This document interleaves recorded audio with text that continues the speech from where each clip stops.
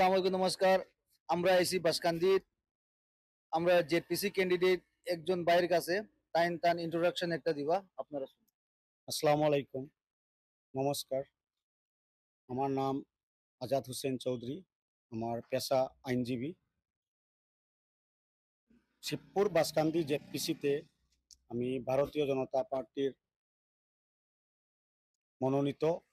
আমার স্ত্রী ইয়াসমিন বেগমকে আমি মনোনীত করে মনোনয়ন দিয়েছি। এবং আমার সংক্ষিপ্ত পরিচয় আমি দিতেছি।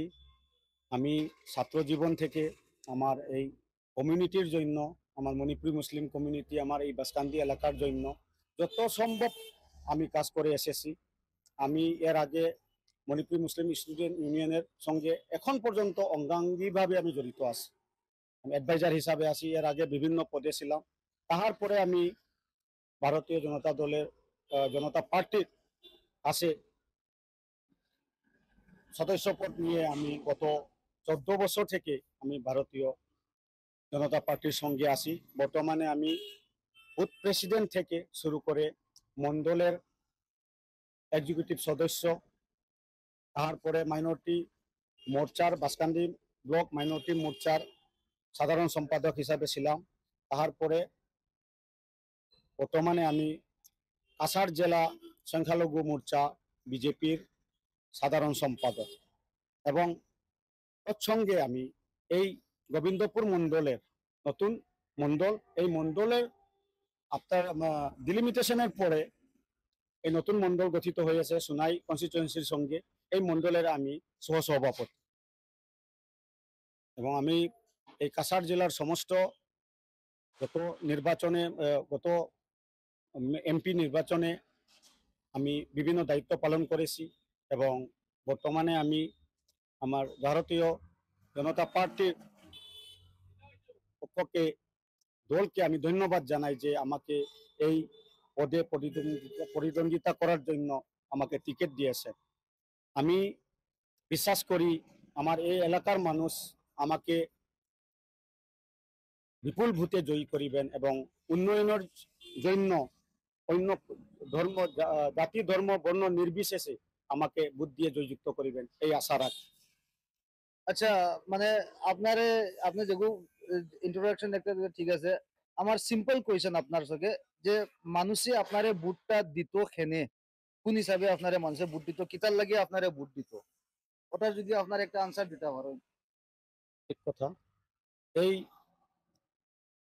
প্রশ্নটা ভালো হয়েছে, কারণ আসামের বর্তমান রাজনীতির যে সিনারিও, এখানে বিরোধী দল যে কংগ্রেসের কোনো অস্তিত্ব নেই। কংগ্রেস একদম গুঁড়ো হয়ে গেছে। আসাম থেকে আগামীতে কংগ্রেস মুক্ত আসাম হয়ে যাবে। আমরা সংখ্যালঘু এই সোনাই অঞ্চলে শুধু কংগ্রেসের মাইনরিটি মেজরিটি থাকায়, মাইনরিটি মানুষের মেজরিটি এখানে। হ্যাঁ, হ্যাঁ। এখানে সনাতনী মানুষের কম, জনসংখ্যা কম। এর জন্য আমরা এখানে লম্ফজম্ফতা বেশি। কিন্তু আমরা এই সরকার আসার পরে গত 10 বছরে যে মানে আমাদের বিজেপি দলের একটা স্লোগান আছে, সবকা সাথ সবকা বিকাশ। বর্তমানে এই সবকা সাথ সবকা বিকাশটা চলছে, সবকা বিশ্বাস। সবকা বিশ্বাস চলছে। এখন বর্তমান যে আমাদের এই অঞ্চলের মানুষ যতটা বঞ্চিত, লক্ষ্মীপুর যে সময় বিধানসভা ছিল সেখানেও আমরা বঞ্চিত শোষিত ছিলাম, আমরা এই মাইনরিটি মানুষ। এখন সোনাই অঞ্চলে যাওয়ার পরে আমরা বঞ্চিত থাকবো। আর আমরা বিশেষ করে আমার মণিপুরি মুসলিম কমিউনিটি আসামের মধ্যে সবচেয়ে মাইক্রোস্কোপিক কমিউনিটি। এই কমিউনিটিটার আমরা অস্তিত্ব কিছু নেই। আমরা এই যদি আমার এই কমিউনিটিকে আগামীতে সামনে এগিয়ে নিতে হয়, তখন এই সরকারের সঙ্গে থাকতে হবে। এই সরকারের সঙ্গে থাকলে যতটা সুবিধা আছে আমরা পাবো। আর সুবিধা যদি সরকারের সঙ্গে যদি না থাকে, তখন এই সুবিধা থেকে আমরা বঞ্চিত থাকবো। বর্তমান যে সরকারের, আসাম সরকারের যেটা আসামের যশস্বী মুখ্যমন্ত্রী ডক্টর হিমন্ত বিশ্ব শর্মা যেভাবে মানুষের কল্যাণে কাজ করে যাচ্ছে, এই কাজটা এর আগেরকার কোনো সরকারে করতে পারেনি। এখানে যে কোনো জাত ধর্ম নাই, সবে পাচ্ছে। উদাহরণস্বরূপ আমি বলতে পারি, গত কয়েকদিন আগে আমাদের এখানে পিএমএওয়াই স্কিমের জন্য জিও ট্যাগিং হয়ে গেছে, কিন্তু প্রত্যেক ঘরে হয়ে গেছে, যেখানে কোনো পয়সার বিনিময়ে হয় নাই। এর আগে কিন্তু একটা পিএমএওয়াইজি স্কিম পেতে হলে 15 থেকে 20,000 টাকা নিত। এর প্রমাণ আমাদের কাছে আছে। এইসব করেছেন কিন্তু আমাদের বিরোধী দলের মানুষরা। কিন্তু বর্তমানে তারা তো পাগল প্রায় অবস্থা। হুম, এর জন্য তারা এখন লম্ফজম্ফ করিতেছে, বিভিন্ন ইস্যু নিয়ে প্রপাগান্ডা করিতেছে। কিন্তু বিজেপির এই নীতিটা কিন্তু সবকা সাথ সবকা বিশ্বাস আর সবার উন্নতির জন্য বর্তমানে এই সরকার ভাবছে এবং আগামীতেও করে যাবে। আচ্ছা আমার এর জন্য আমি এই দলের হয়ে আমি প্রতিদ্বন্দ্বিতা করছি এবং এই দলের হয়ে কাজ করলে সরকারের সঙ্গে যদি থাকি আমরা এই আমাদের এই যে শোষিত এলাকা আমার আগামীতে আরো উন্নতি হবে, আমাদের আর্থসামাজিক, আমাদের শিক্ষা এটার কল্যাণ হবে। এর জন্য আমি এই দলের সঙ্গে আছি এবং আপনাদের সবার কাছে আমার অনুরোধ, আমাকে সমর্থন দিন, আমাকে শুধু 5টা বছর একবার সুযোগ করে দিন, তারপরে এর ফলাফল আপনারা বিবেচনা করবেন, নিজের বিবেককে বুদ্ধিকে বিবেচনা করে আগামীতে আপনার মূল্যবান ভোট দিবেন, এই অনুরোধটা রাখছি। ও কোয়েশ্চেনটাও যে আপনি এখন কইছেন আপনারে 5 বছর দিবার লাগিয়া এখন পাবলিকে আপনারে ভোট দিছে আপনি জিতিছই না ধরো তারপরে জিতার পরে আপনি পাবলিকের লাগে কিতা কিতা করবা আপনার ইলেকশনে যে উবাইছে আপনার মতো আপনার ম্যানিফেস্টোটা কি রকম মানে আপনি বানাইছেন যে পাবলিক রে অ্যাট্রাক্ট করতো পাবলিকে ওগু দেখি আপনারা ইয়ে ভোট দিত পাবলিক কি রকম আপনার ম্যানিফেস্টোটারে পাবলিকে কি রকম পাইবো আর ইমপ্রেস কি রকম হইব? আমাদের একটা স্লোগান হইলে এই পঞ্চায়েত ইলেকশনে এখানে কোনো জাতপাতের কোনো স্লোগান নেই, আমরা শুধু উন্নয়নের জন্য ভোট চাই, ভোট ফর ডেভেলপমেন্ট। আমাদের এই এইবারের যে পঞ্চায়েত নির্বাচনটা আমার উন্নয়নের জন্য আমরা মানুষের কাছে যাব। আমরা আগামী অতীতেও উন্নয়ন করে যাচ্ছি, বর্তমানেও করে যাচ্ছি, আগামীতেও করে যাব। কিন্তু এই হিসাবে আমাদের স্লোগান থাকবে, আমার ম্যানিফেস্টো, আমার সরকারি রুলিং গভর্নমেন্টের একটা ম্যানিফেস্টো আছে, আমার দলের একটা ম্যানিফেস্টো থাকে, কিন্তু আমার নিজস্ব কয়েকটা ম্যানিফেস্টো আমি আগামীতে গত 5টা জিপিতে আমি গিয়েছি, মানুষের সমস্যা শুনেছি, শোনার পরে আমি নোট করে রেখেছি আমার ম্যানিফেস্টোটা এই নির্বাচনে ইস্তাহারে আমি মানে ইস্তাহারে আমি ইনপুট হইব। এটা এই ইস্তাহারের মাধ্যমে আমি মানুষের কাছে যাব। উদাহরণস্বরূপ যদি বলি, একটা দুইটা যদি বলে দেন যে পাবলিক চিরিপার মণিপুর এই জিপিটা বড় জিপি, 11,000-12,000 জনসংখ্যার জিপি, মনে হয় সোনাই কনস্টিটিউয়েন্সির মধ্যে সবচেয়ে বড় জিপি জনসংখ্যার দিক দিয়ে। এখানে সর্বজাত আছে। এখানে ভারতবর্ষর যেভাবে যে আমরা যে বৈচিত্র্যময় সেরকমই এখানে জনসংখ্যা আছে, হিন্দু, মুসলিম, শিখ, খ্রিস্টান জনজাতি আছে, নাগা আছে, মণিপুরি হিন্দু আছে, মণিপুরি মুসলিম আছে, বেঙ্গলি মুসলিম আছে, বেঙ্গলি হিন্দু আছে। এই এলাকার জন্য আমি কয়েকটা মানে কাজের আমি সমস্যা শুনেছি। প্রথম হলো আমাদের লালাং পাট ফোর্ট বগলাবার রেল ক্রসিং সারিয়া, এই রাস্তাটা গত 15 থেকে 20 বছর এখানে যেভাবে ভাঙ্গা রাস্তা আছে, ভাঙ্গা চুঙ্গা রাস্তার মধ্যে আমরা যাচ্ছি। এই রাস্তাটার জন্য আমি আগেও বলেছি, বলে দিয়ে এর মেমোরেন্ডামও দিয়ে দিয়েছি, আগামীতে এর এস্টিমেট হবে। এই কাজটা আমার ইস্তেহারের 1 নম্বর কাজ। এই পিচ রাস্তা হবে।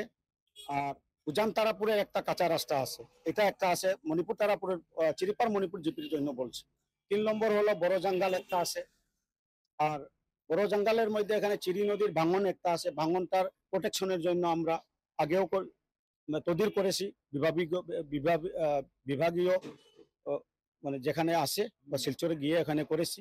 কিন্তু আগামীতে যদি জিতি আমি আমার মানুষের সমর্থন পাই, মানুষের আশীর্বাদ পাই, দোয়া পাই, তখন আমি জিতলে তাদের জন্য এই কাজটা 4-5টা কাজ আমি যত সম্ভব আমি এটাই করব। আমার প্রথম মানে লক্ষ্যটা হলো এই বড় বড় প্রজেক্টটা আমি করাবো না, আমার এই ক্ষমতা নাই, আমার জেলা পরিষদ একজন জেলা পরিষদের এই ক্ষমতা নাই, কিন্তু আমার রুলিং গভর্নমেন্ট থাকায়, সরকার আমার সঙ্গে থাকায় আমি তদবির করে এই কাজটা আনতে পারবো, আমার বিশ্বাস আছে। আপনি এখন বর্তমানে কোনো পদে নাই? আপনার বাধা দিতেছি, আপনারা খারাপ পাবে না। এখন বাসকান্দি, এরপরে গোবিন্দপুর বাসকান্দি জিপি, এখানেরও বহুত সমস্যা রয়েছে। ইতিমধ্যে আমরা আমাদের কর্মবীর মন্ত্রী শ্রীযুক্ত কৌশিক রায় মহাশয়ের তত্ত্বাবধানে আমাদের লম্বা অস্থির রাস্তাটা ভাঙাচোরা ছিল, এখানে পিচ রাস্তা হয়ে গেছে। এটাও আমাদের একটা অ্যাচিভমেন্ট, আমাদের এই সরকারের অ্যাচিভমেন্ট। আমরা কয়েকজন বিজেপি করি বলে এই রাস্তাটার কাজ হয়েছে। এটা আমি কোয়েশ্চেনও আপনারা জিগাইতাম এই জায়গাটা আমরা যে সোনাই রোডের এই রাস্তাটা গত 20 বছর থেকে ভাঙাচোরা রাস্তা ছিল, এখানে সিসি ব্লক রাস্তা হয়েছে।